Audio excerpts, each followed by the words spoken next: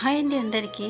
Blouse back part finishing ఇప్పుడైతే చూపిస్తాను చూడండి. ఇలా స్టిచ్ చేసుకున్నారంటే మనకు హెమ్మింగ్ కానీ అలాగే స్టిచెస్ కానీ పైన కనబడదు, లోపల వైపున అయితే పట్టీలాగా వస్తుంది. ఫినిషింగ్ అయితే బోటిక్ ఫినిష్ లాగా ఉంటుంది. ఒక 2 ఇంచెస్ వెడల్పుతో మన బ్యాక్ లెంత్ ఎంత అయితే ఉంటుందో అంత లెంత్ అయితే పీస్ కట్ చేసుకుని ఈ వీడియోలో చూపిస్తున్నట్టు 3 లేయర్ కింద వైపున పట్టి, మధ్యలో బ్లౌజ్ పీస్ ఒరిజినల్ క్లాత్, పై వైపున లైనింగ్ అలా పెట్టుకుంటూ స్ట్రైట్గా ఒక లైన్ వేసుకోండి. లైన్ వేసుకున్న తర్వాత ఇలా టర్న్ చేసి పై వైపున ఒక ఫినిషింగ్ స్టిచ్ వేసుకోండి.